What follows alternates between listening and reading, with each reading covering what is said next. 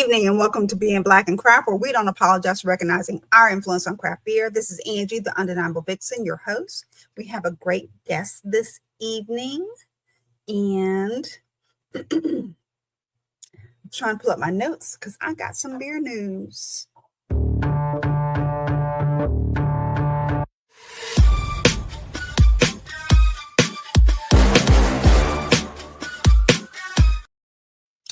And I totally forgot to print it out, so I'm looking at my phone. So Oak Park Live Day Party, live music, the 29th. This will be a one-of-a-kind experience, bringing a fresh energy and new vibe to Sacramento on Saturday, August 29th at 6 p.m. We have an incredible DJ lineup with Kenny Selecta and the Jake Barrett Trio, and a special performance by an award-winning poet, Terry Moore. Come enjoy live music, powerful poetry, tasty bites, cold beer, and an atmosphere you won't find anywhere else. Get your tickets today via Eventbrite if you go to Oak Park Brewing. So if you're in the Sacramento area or really close, you might want to check that out.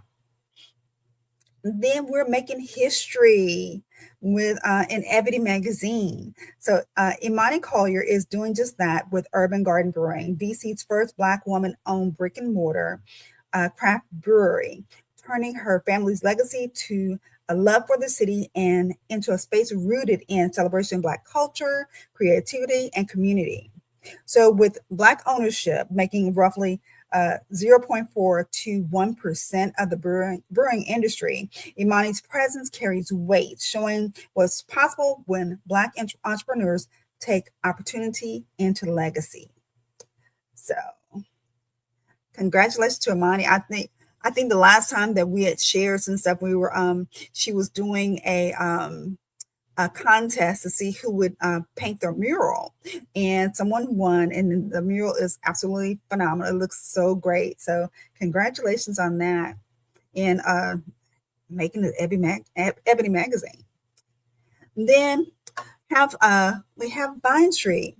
So if you are near Vine Street in Kansas City, Missouri, I want you to know you can still support. So they posted, they said they lost their power again, but I don't live near Kansas City, Missouri. But guess what you can do? You can probably reach out to some folks that are in the area, or maybe they have some merch that you can grab, because when something like this happens, it's like nothing that you can really do about it.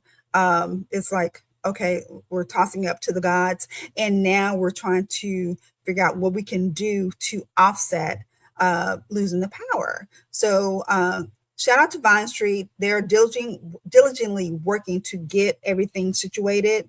But in the meantime, go and grab some brew. Then we have Moore's. It seems like Moore's Brewing is doing something every week, because I know I talked about the 5K that they're going to be doing, but then this is another event that they have coming up. I don't see it. Or is it? Okay. So they're doing a hip hop and R&B with an evening of classic music, great food, refreshing drinks, and lakefront views. And this is going to be this Wednesday. It says Wednesday the 24th, but Wednesday is the 26th, because that's my birthday. But it's Wednesday. And if you go to Moore's Brewing on their IG, you'll be able to catch the link and get into that event. Yeah, okay. The card says the 26th, but they wrote it down wrong on the information. But yeah, check them out or call for a table reservation. Then there's also a new event coming up. It'll be December 9th and 10th. And this is a collab with BrewBound, BevNet, and NB2a. So they have tickets that are going to be available for if you're a member. I'm sure that ticket price may be a discounted ticket. But if you're wanting to connect and you're in the Cali area, or you're wanting to get to Cali, join the BrewBound live event. So then one other thing that I have here is Vinyl and Tap. thing went out. So whether you're singing every lyric, dancing with friends, or just soaking up the summer vibes, this is the place to be. Get ready to vibe with the soundtrack of your memories. And you're doing that with Montclair if you're in the Jersey area. Here we come. The Vinyl Tap crew is excited to take our love of craft beer, dope music on the road.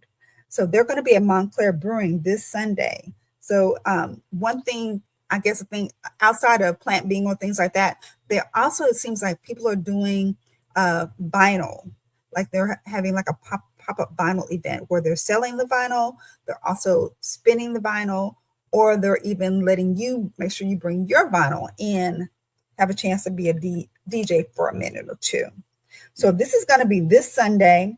It'll be a lineup of craft beer veterans playing the best hip hop soul, more on wax this Sunday, the 30th from 3 to 7. Come on and join us for a great day. And it's going to be at 101 Walnut Street, Montclair, New Jersey. So that's Sunday. And then also I have Black Man Brewing. I'm trying to pull his information up. I didn't get to go. He had an event yesterday, but he is having several different events. So it's called Black August, and this is in the DFW area. So we are not closed in observance of Black August. And this is what's coming up is the Saison Sunday Cellar Aged Barrel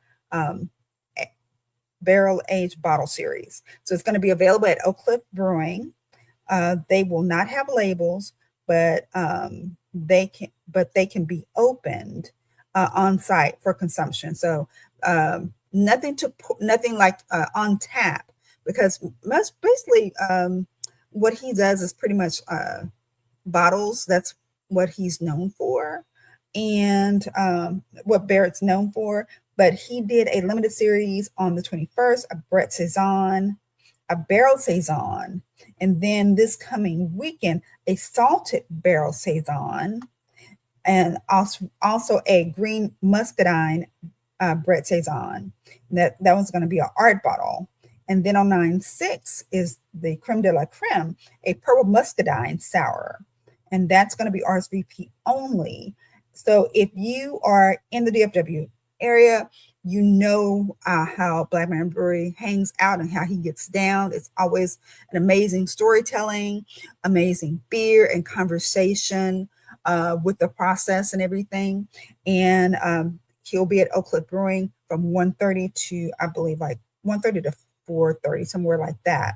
And then if you want to do the exclusive, that is going to be on September 6th. So you can go to his website and get tickets. Now, that is all the news I have.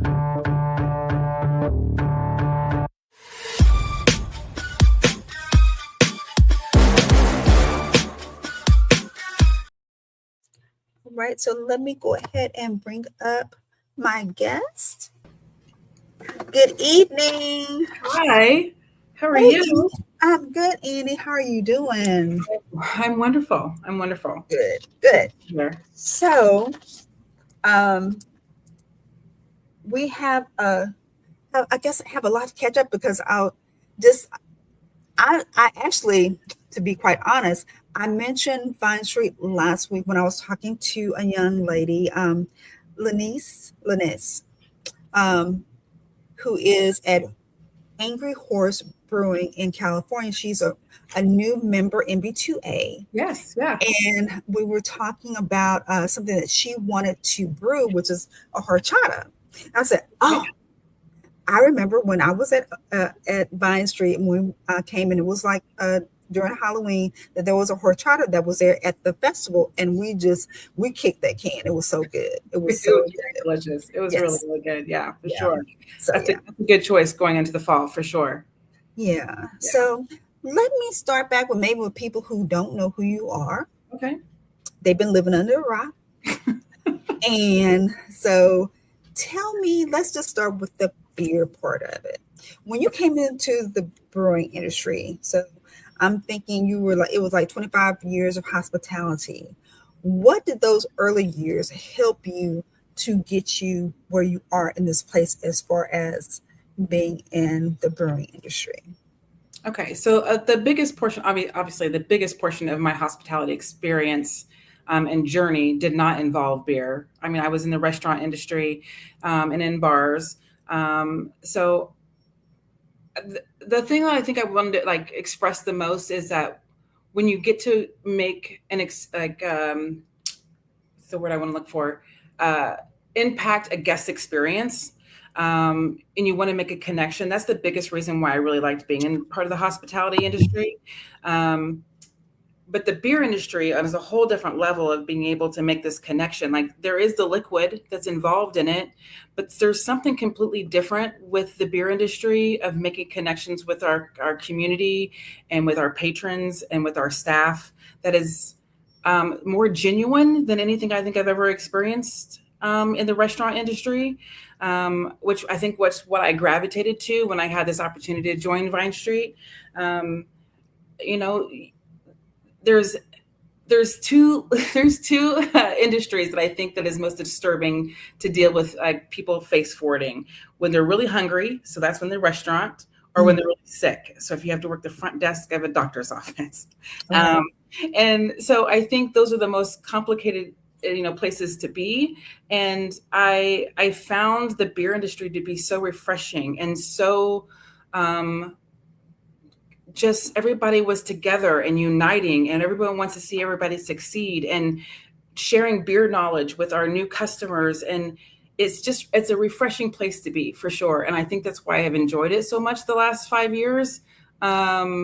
It gives a new perspective on trying to build a community and building a business. It gives me a little more pep in my step, because I know there's this community aspect that's built into it that's different than what I've always grown up to be in the industry. So, yeah.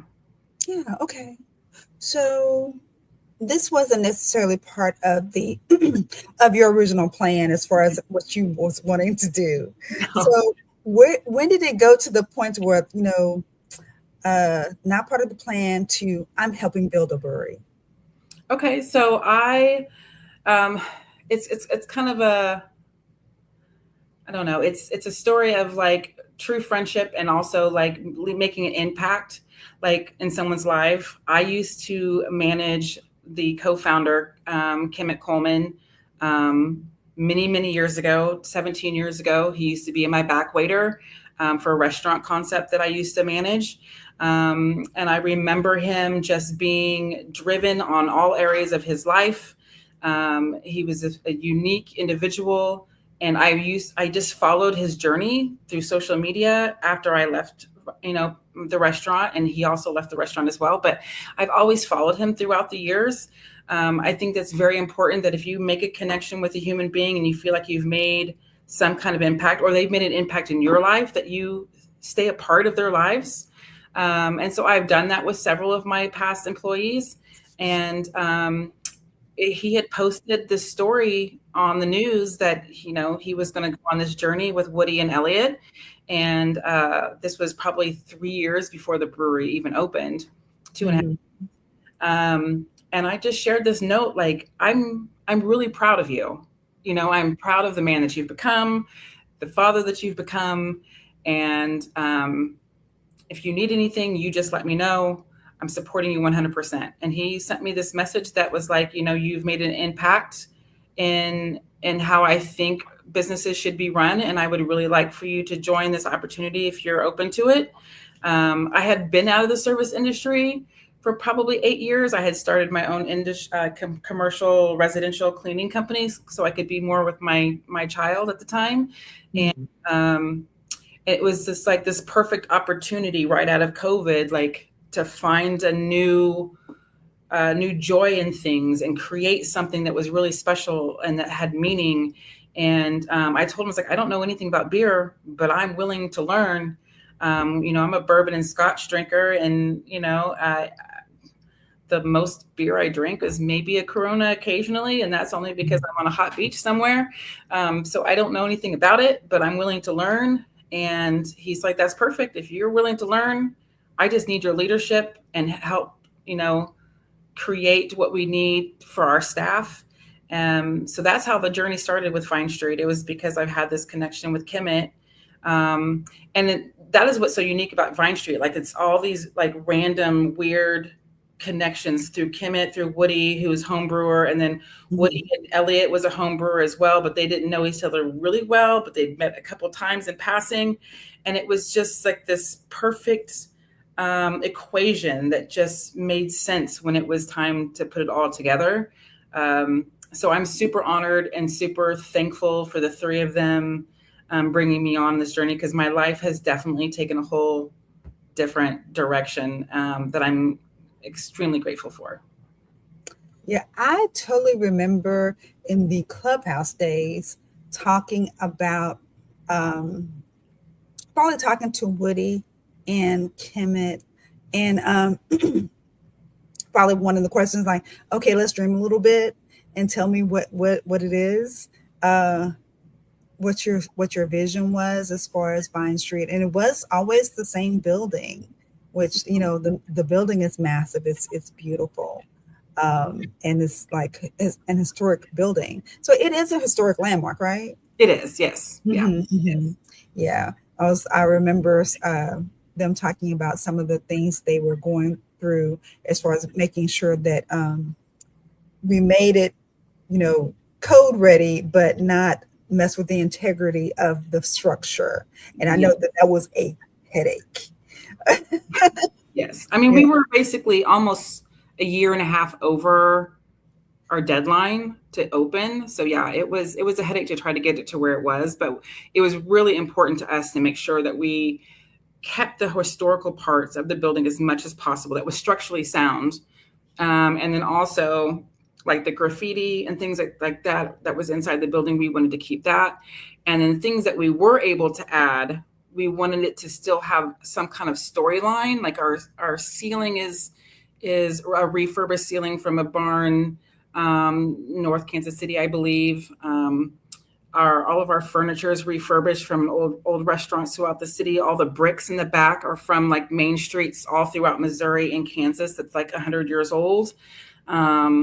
We just tried to find ways to keep the uniqueness and keep the storyline going. We wanted to be able to sell beer, obviously, but we want to be able to create stories to share the history of a little bit of Kansas City as well, while we're sharing some really good beer. Yeah, and for our audience, if you don't know or you haven't perused Vine Street, make sure you go follow Vine Street on IG. But it was the water department, right? Our building was a street department. There's a two building complex. The north building is the water department. Ours was the street department, and then there's an old castle across the street that was the workhouse. So that was a local city prison directly across the street that's abandoned, and that's just basically exactly what our building looked like. It's just a structure with no roof, trees, waterfalls, all the things inside of it. So yeah, they're 150 years old, 150 years plus years old, all three of those buildings.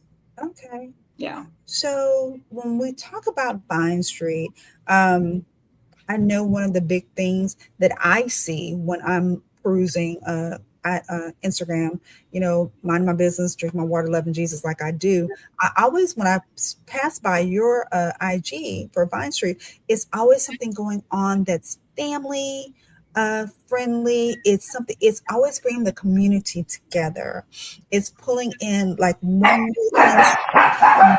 So sorry. That's okay. It's okay.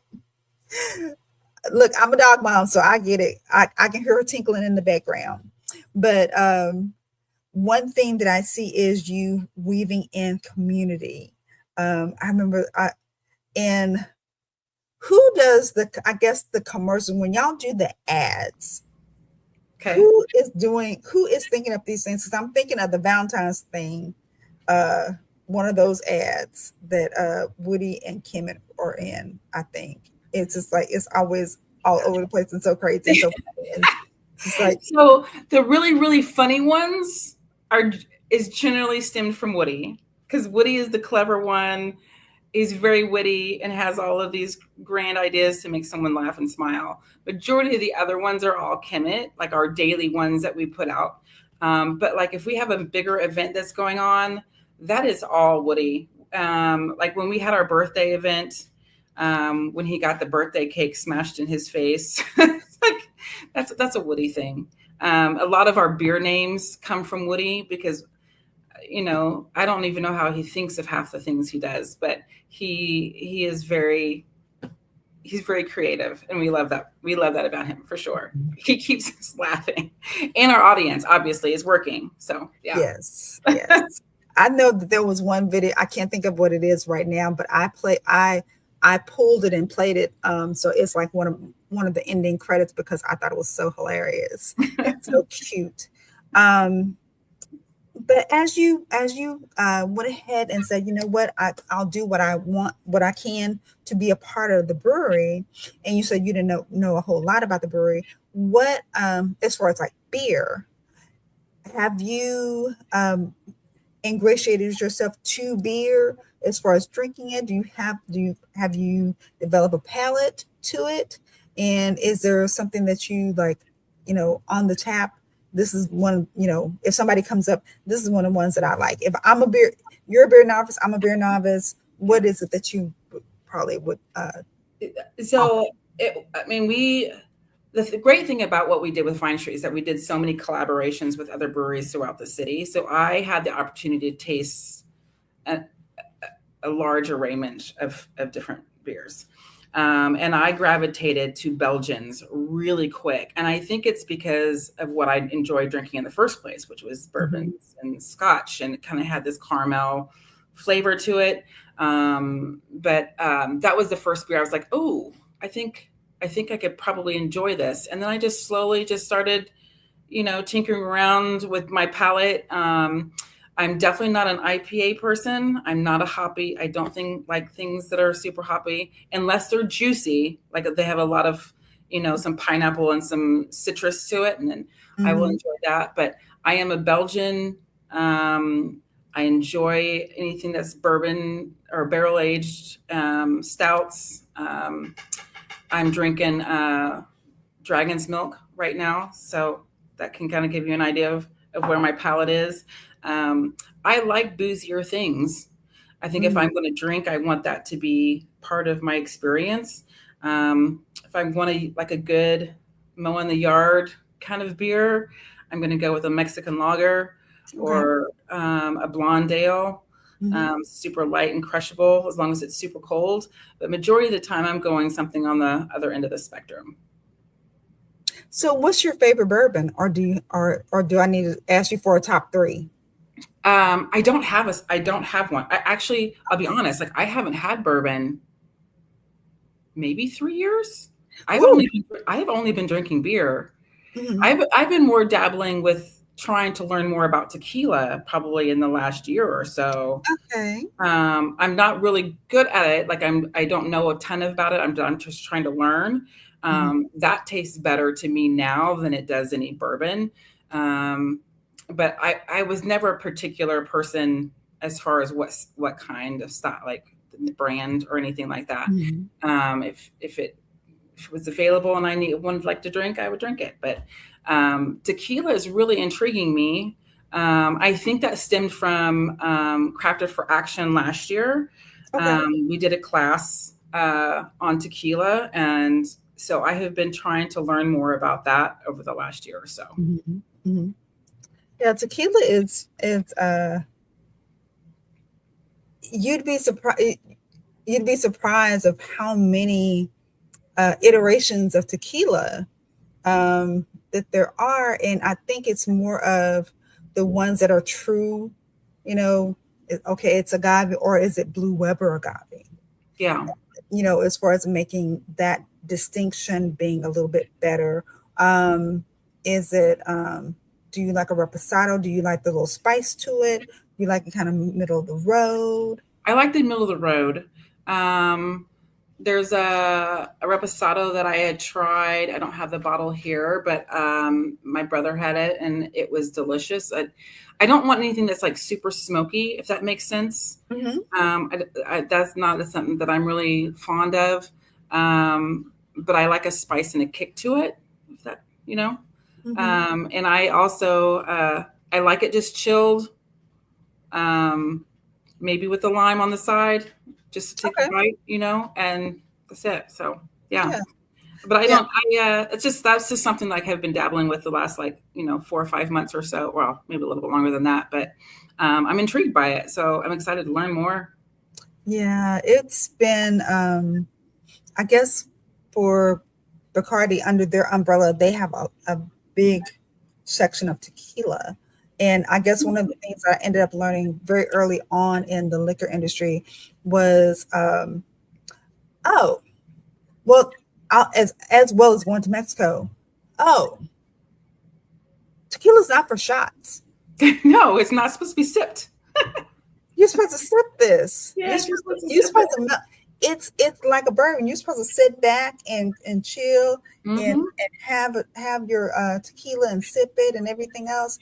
And so it's just like when I would try to offer it to people, like trying to get them to try something, I was like, I would tell them to sip, but they're mine because party shot. Like, I said, did you taste it? Yeah. No, absolutely not. You don't know what you burned. All it did was burn. Right. And it's not supposed to. No, it's not. So yeah, that's always been fun. So that's interesting as you're walking through your journey with that. So I've had some tequila inspired beer, so you might want to put a really okay. Put a little in their ear about that. Tequila base inspired it was refreshing. It was. Who brewed that? Do you know? I mean, do you remember? I would have to think about it. It's been a long time. I'm trying to think in my head who did it. I'm thinking it might be Morton House, which is not that they're like a cult. Morton House is here in Texas because they will put anything in beer and say it's beer. I mean, absolutely anything. They had the taco. The little sauces, the taco sauce packets. Like Taco Bell sauce packets. Oh, and would sell out of it because that was very early on in my beer journey. It was like, they have this new product, and there's like we're gonna start selling it at noon. I was like, okay, but I was like, that just sounds disgusting. But I'm intrigued. But people are intrigued, and then it's more of the people. I want to be able to say that I got it because it sells out. Fair enough. So people will take off work and be in long lines for that, and drink like, oh, this is disgusting. But I'm the first one to get it. Well, I had a beer. Actually, I think I had this same beer the year prior when I was at Barrel and Flow. There was a tomato beer, but I wasn't for sure who made it. Not this year, the year before. And then I was at Vellum for Barrel and Flow this year. So I think they're the ones that actually made this beer. So they have a tomato beer, and then they put tahini on the rim. And I'm telling you that I would have never thought that a beer with tomato in it would be amazing. It was probably one of the best beers I've had all year. As far as like a lighter, refreshing beer, it was delicious. Man, and if you were to have like a little thing of tequila on the side to sip along with it, ooh. It's like day is made. Beautiful. Yes. Day is completely made. Yeah. Yes. That sounds good. Sounds good. So I know you've helped organize and you host programming that center on women in beer. I know that you had is it a yearly event now? Because I remember Ashley went to one time and then you had another one. So it's a yearly event that you host. I do. Yeah, I do it every March. I do an annual event to showcase, and it's kind of slowly, gradually becoming bigger outside of Kansas City. The first couple of years was just really focusing on the women in the industry that's local. And then the third year is when I had Ashley come in, and I had some people that were with the Missouri Guild. And I'm really kind of thinking about this next year being kind of like a reunion-ish kind of thing. And then also bringing in people a little more national. Like, you know, I haven't sent you an invitation, but I would love to have you. I would love to have Lisa from Rhythm Brewing, you know, to have Jen Price come out and really showcase what women are really doing in this industry, and the shakers and the movers that really kind of keep things going, you know, to be honest. And so that's kind of my goal, is to try to either next year or the following year to kind of make it a bigger, more national hub of where all of us women can get together and share our stories, and kind of make it a whole, like, you know, 3 or 4 day event kind of thing versus just a day conversation. Awesome. That's good. So when you talk to other people, as far as like having an event that centers women, and then also centering women of color, when you're wanting to maybe pitch that to someone, as far as like a sponsor, because it's not free. No. What would you tell this individual the reason why it needs to happen? I think first, I'm the 2 times I've had to really do it to bring in some extra help and assistance with things and sponsorship, is I told them, you know, first off, the history where beer really came from. You know, we are the creators of beer. We're creators of a lot of things that the universe doesn't want to always commend us for. And I like to showcase what the particular women that we're wanting to bring in for those sessions, what they're doing for their community and the impact that they're creating.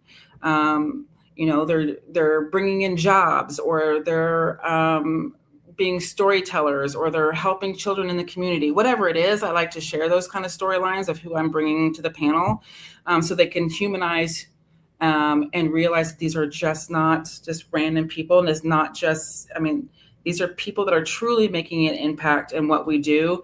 And it's not even necessarily about the beer per se. It's shot callers, to be honest, you know, and I want them to understand that I want their support to be able to continue the growth of these women and their journey, so they can continue to help our community and help the next generation in our industry. And so I always try to humanize the women in the storytelling when I try to, you know, to bring in extra sponsorship money, not only just with Vine Street, but also with, you know, the NB2a and things like that. So I think it's always important for people to visualize our story and the journey that we've been on, and the future impact that we can have, and how they can contribute to it and be a part of that story. Okay. So you mentioned NB2a, and I want to face-to-face congratulate you for becoming the president of NB2a, the National Black Brewers Association, for those who may not know the acronym. But what went through your mind when you realized you were stepping into those shoes? You're already doing Vine Street. You're already have a busy day. You have beautiful child that's went off to college, right? No, she's a senior this year. She's a senior. Okay. So almost. She's okay. She about it every day. She traveled somewhere. That's why I'm getting it from. That's why she went and travel. So I mean, you are trying to already do work-life balance, and then someone says, push the peas over just a little bit and put something else on your plate. What kind of went through your head when you got that call? I will be really honest. I was nervous, very scared.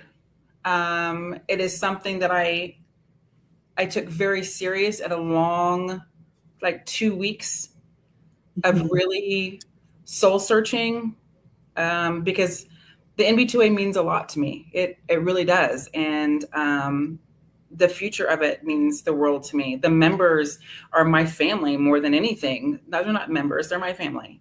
They're people that I have had made connections with prior to even joining the board. So I wanted to make sure that if I could do this and do it in the way that I felt that would be meaningful and impactful, that I had the willpower and the time. And there was a lot of tears while I was really thinking about it, because like I said, I was very passionate about it. I called a lot of, my peers and asked their opinion about things, because I didn't want to say yes without some of them giving me the reassurance that they believed I could do it. And then I needed to talk to my family to make sure that they were okay with me taking on one more thing on my plate. I will say, like, the best advice I got was from my teenage daughter. She was just like, why not you? Like, they wouldn't have asked you if it wasn't supposed to be you. So yeah, it was a rough 2 weeks. Not rough. It was just like, I really wanted to think the process out. Like, it means a lot to me. I don't want the I don't necessarily say I don't want the title, but the title carries weight. Yeah. And I want to see the NB2A move into a direction that is meaningful and leads with true impact on the beer community and the people that I have cared so much for over the last 4 or 5 years, the ones that really need help. And I want there to be value in our membership. And I want there to be transparency and to be present when people need me. And all those things really mattered. And I needed to make sure that I had that in me to do that. And I couldn't sit there and say, you can't, because I know I could. So that's where we are. Yeah. Okay. Yeah. I mean, I believe that is something that you don't take lightly, because you become the face of the organization. Yeah. The buck stops with you, and people would be looking to you, and you're like, okay, how does that look, and how am I going to be able to show up the way that people are looking for me to show up? Can I do that? Yeah. So that makes complete sense to me. Why you'd want to be take a sobering look at all facets of your life and how that could impact it. Yeah. So for your first 100 days, just like the presidency, what are maybe one or two things that now you can hear my dog. I hear yours. Okay. It's like, yours is not as loud though. Yours is actually enjoyable little charm. I hear that. not when you listen to the audio. It's okay. Leia, come here. So what are a couple of things that you wanted to do? Like, now that I'm in charge, I wanted to try to implement this or get this started. What are a couple of things that might be on your mind? So the first couple of things, the number one thing is that we needed to reestablish some of our relationships again. Some of them rebuilding our brand as being more of a member forward focused organization, and moving our association to a volunteer situation. All of our entire board is now a volunteer situation. So there is no one that's getting paid for this role. This is because we truly care about what we're wanting to do. And then the next role, or the next item on the list, is kind of slowly starting implementing member benefits. We've got a few that are slowly starting to roll out that we have kind of been working on over the last couple of months. But we also have this Roy Farms hot blend called Velvet Cake. So a portion of those sales go back to the NB2a. So in 2027, I am structuring a couple. There will be scholarships and there'll be grants that'll be quarterly that will be done to where people can really utilize those items, whether they want to, whether it's for educational things, whether it's towards capital, whether it's for equipment, things like that. So there'll be a larger thing happening in 27. But right now it's more of kind of restructuring and rebuilding and also regaining the interest from our members to realize that we are here and we are present, and making more of a personal connection with our members. I spend a lot more time every day as my goal, reach out to 2 or 3 members, just whether it's a text message, an email, just checking in, what's going on, tell me your story, do you have any events, whatever's going on. So they can hear my voice and let them know that I'm here. So that is something that I have really been wanting to focus on. And then I'd also like to try to implement some kind of, leadership slash, what's the word I'm looking for? Oh my God, I'm completely going blank. Anyways, there's a couple of little programs that we're going to be working on that I'm going to implement, try to over the next couple of months or so. But that's where we are right now. We've already got a good little start. So I'm looking forward to really 2027. Whole Foods has jumped in and has reached out to a few of our members. We're going to try to do a 50-state release for February with Whole Foods. So there's breweries that's never had their beer on the shelves at Whole Foods. That'll happen in February. So we're super excited about that. And Brewbound is giving a $500 discount. It's basically half off to be able to go to Brewbound. But then we're also going to be announcing this is an exclusive, so you're getting it first. We're going to be releasing next week an application for 4 breweries to be able to go to Brewbound without without a fee, to be able to showcase, to be able to learn, to possibly able to do the pitch contest. So that'll be announced next week for sure. And what else we got going on? We're going to announce some things with abstracts and some product quality or product discounts that's going to be coming. So people will be able to save some money throughout the year, which is always really important at these times.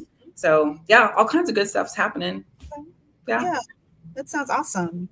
So I think the other thing that I was thinking about when you were telling about the different things that's going on, what about Black Brewers Day, October 10th? October 10th, yes. So we are partnering up with Oak Park for their Black Brewers Day. We are looking for anyone that wants to showcase their beer for their tasting. That's going to happen, and we'll try to help get their beer out to Oak Park for that celebration. I'm going to do my best to make sure that I'm there for that day. But anybody that has any kind of activities or events that's going to be happening that particular weekend, please let us know so we can showcase that on our website and all of our socials as well, so we can spread the word about that special day. So for the person outside of the brewers, because I know it is National Black Brewers Association, but I remember several Barrel and Flows ago, one of the questions was, what about just a regular Joe or Jill here that wanted to support? Are you still making inroads for those people to support NB2a? And what kind of, I guess, benefit could they get outside of, because like the Brewbound, not necessarily that, but something that will be tangible for the craft beer enthusiast that still is wanting to support. Yeah, that is something that we have talked about with the new board over the last month or so. That's something we're working on. There is an option to be able to be a supporter member, and it's more of like a donation, if more than anything. And I think I'd really like to be able to get something in place where they're getting a benefit out of that as well. I think as time goes by and we like partner with Crafted for Action or, these other little organizations of pop-ups that happen throughout the country, that we can get some form of discount for them to be able to go and attend those things. They're all eligible for, like, we have discounts or free tickets for things for like the CBP, and like they'll be in Kansas City next year. So we'll have opportunities for people to come out to that. So I'd love to be able to open that up to, the people that, sponsor and support us that are not brewers, for sure. Okay. And you said you have a new board. So is that on the website as far as like who's newly on the board? I shouldn't say new. It's just smaller. Okay. So it's myself. Garrett Oliver is vice president. Elle Sharpton is VP2, and Rich Bloomfield with Funky Town is the treasurer. Okay. We will be adding one or two more board members in the next few months or so, I think, after we discuss. But I think it's very important for us to, like, while we are really restructuring, it's important to have few voices in the room right now, so we can really align what we need to fix and alter or redirect our focus, things like that. And then we would slowly start to go back to what we were before, as far as like having an advisory board and, adding two more people to the executive board. I think that's really important. But right now we just felt like it was important for us to keep it small. So the conversations are not all over the place. So we can really make some impact and changes that were meaningful, and get things kind of understanding of where we are and where we wanted to go. And then bringing those people in that are passionate enough to help us get there. Okay. So you've created your own business, you help Vine Street, and now you lead nationally. What advice would you give the woman who has a vision but keeps waiting for someone to give her permission to start? You don't need permission. That's what I would say. You don't need permission. If we're always waiting for someone else to say we can do it, we're always going to be waiting, And if it's a matter of us, like, afraid to, are we completely ready? I don't think we're ever really ready for anything, We're never really ready for motherhood. We're never really ready for being married. Like, all those things that happen in our lives, we're never really ready. And, but if we want it, we just need to go get it. And that's what I would say. Like, don't wait for someone else to say that you've got what it takes now. So you got it. You've had what it takes all this whole time, because you've had the passion and the desire to do it. You're going to make mistakes. Nothing's going to be perfect. Nothing's going to ever happen the way that you envision it every single morning. But all those little bumps in the roads are lessons learned, and it will make you a better woman for it. It'll make you a better leader for it. I make mistakes 100 times a day. And I'm not afraid to admit that. I don't know all the answers. I don't know always the direction I want to take. But I wake up every day grateful that I get the opportunity to make those decisions or not, because it puts me in a room with incredible human beings that I get to learn from. So I just go take it. Just go get it, and don't let anybody say that you are not ready for it. Because if it's in your mind already, you are ready. So what do you think as far as like making space for women? Is it mentorship? Is it ownership, access to capital? Or do we really need to completely rethink how the industry defines who gets a seat at the table? That's a really tricky question. So I truly believe, like, I feel like we've made an impact up to this point in this industry for sure, as far as being a woman and being leaders in this industry. But I'm always afraid that people are asking us to be in the room because just we're women, but they're not giving us a chance to speak. You know what I mean? Like, Mhm. it's for optics, Mhm. yeah, Optics. optics, yeah. Yes. And so I don't, if we are going to be in the room, I want to make sure that we are being a part of the conversation. Um, it defeats the purpose of us being there if you're not going to let us have our voice. And I think that is very important, that when women are asked to be in those situations, that they make that very clear. Like, do I get an opportunity to share my experiences with working with men and working in this industry and how I make my decisions? And that being a woman doesn't mean I'm like, I may have emotions because I am a woman and I'm a human. That does not deteriorate my fact that I'm a really good leader. You know, I think that men really need to just realize that their spaces are much better with us in them. You know, like, we can really help um, any aspect of business and another perspective if they just let us in the room and have a voice, and not be fearful of the emotions that we bring, because if we have emotions, that means there's something wrong. You know what I mean? Like, if we're feeling something, it's because we're Mhm. sensing we might need to fix something. And I really wish they would listen to that a little bit more. So yeah, I just really want to make sure that if we are going to be asked to be in the room, it's not just for looks. It is Mhm. because we are true leaders in what we do, and we have great ideas, and we're not scared of making hard decisions. And we love the people that we work with, and we want to see our staff grow and be leaders themselves.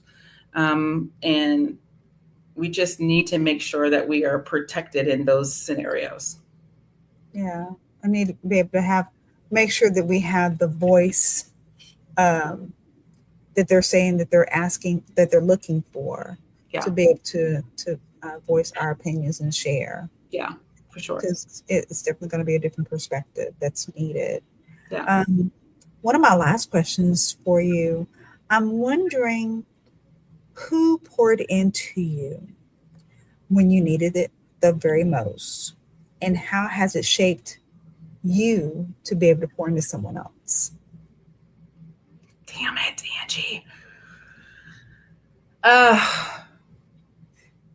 oh my goodness. I'm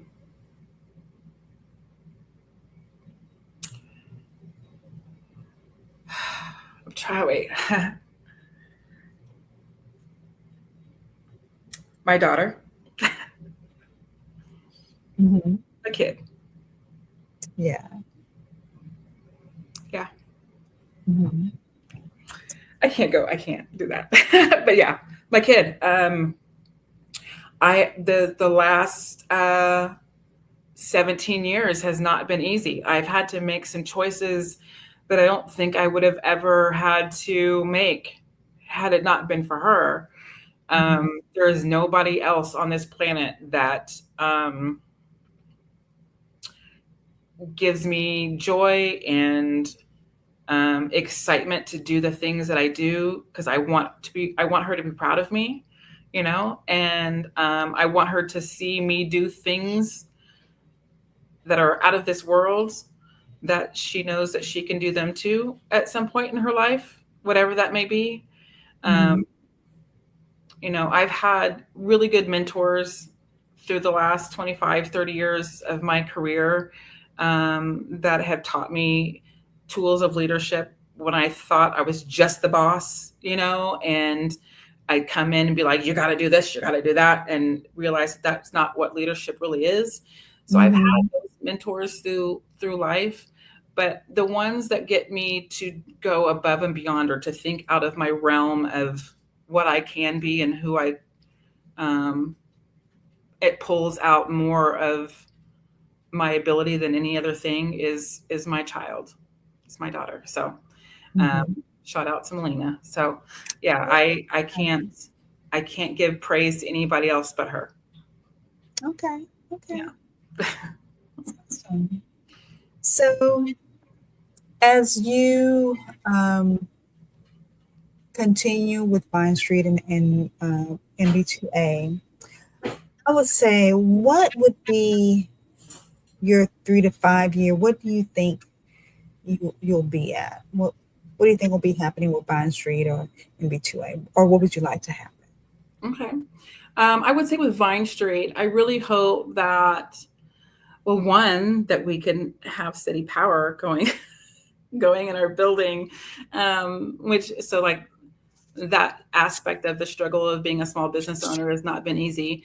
But I would really like for us to have a secondary tap room on the Kansas side, which is, literally 7 miles away from where we are.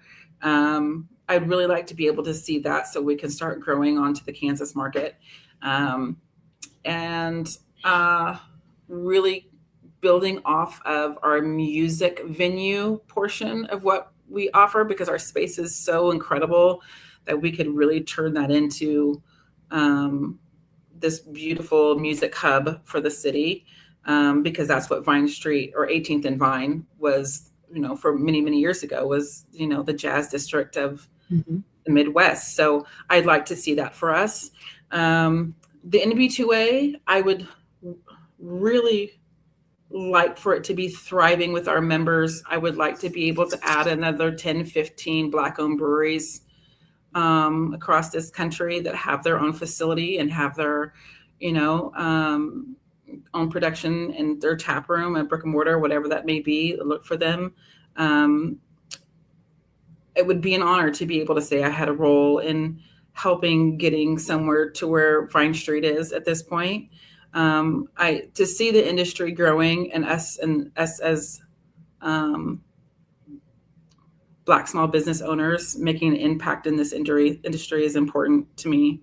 I really feel like we have the opportunity to change the beer industry, just as, not only producers, but as, we consumers as well. Continuing the education in this community as far as like what beer is and how exciting and creative it can be, and all the different palettes that come with it. Every day we come in or I come into the brewery and someone has no idea that beer could taste like that, so it's fun to be able to be a part of someone's journey in learning what beer is. And if we can find a way to make that grow in the next 3-5 years, and give some super talented brewers in this country the opportunity to have their own brick and mortar and not have to continue to do this contract brewing situation and spending money to, have someone else make their beer, and would be incredible. And when you're opening up, Imani is an incredible brewer. And I met her, last year when I was in DC, and this is when she was in the first big talks of, starting this and this journey. And I'm super proud of her. And that's what I want to see for so many people. I met probably a good 15 people at Barrel and Flow that are just they're almost there and they just need just a little help over the bridge. Just goodness, it would change not only their family, but also you think about the staff that eventually they would hire, what they would do for their families. We can create a legacy for things and people in this country that are just all from this crazy liquid called beer, and that's exciting. So I'm really hoping that happens for the NB2a, and I'm honored to try to get us there. It's awesome. Yeah. That's great. So, in beer news, we were talking about the power being out or whatever. Yeah. Outside of what I said, is there anything else that people who may be listening can do to kind of help out? One, just maybe share. Two, buy merch online if they'd like to. We have some fantastic merch. Our branding is incredible. There's a donation button on our website as well that we had in place before we even opened. You can, if you have any friends that are in Kansas City, tell them to come grab a beer once we do get open. Or you can just, decide you want to come on a quick vacation and go to a Chiefs game. Well, there might not be a lot of Kansas City Chiefs fans. Come watch a Chiefs game and, come at Vine Street and have some beer before and after. Okay. So make sure everyone follow Vine Street Brewing Company. And thank you so much, Annie. Thank you for sharing really everything that you have successfully done and become as far as your journey. It's been incredible. And I'm very excited for you as you continue to progress with Vine Street and with the new presidency for NB2a. I'm looking forward for those good things happening for for both organizations. Well, thank you. I appreciate you. Thank you for always supporting us. And it was meeting you last year was a pleasure when you came out to Kansas City. And so I always look forward to talking to you and catching up. So thank you. Absolutely. I always talk about, I don't know much, but I was like, oh, where you going? You got to go to this brewery. That, believe me, it's incredible. It's wonderful. So I talk about Vine Street a lot because y'all are like almost like the poster child, because it's like it's so great. It's so vibrant, and you have your mascot, which we didn't talk about her, but she's lovely. She's beautiful. Yes, I love the mascot. You can't beat a woman in a magnificent fro. Yes. So, yes. But thank you everyone who tuned in to Being Black and Craft, or We Don't Apologize for recognizing our influence on craft beer. And so next week we're going to be jumping over back to bourbon. We're going to I have Don with New Dawn Distilling is going to be with us next week. So check us out. You might find a new bourbon that you might be interested in. Okay. All right.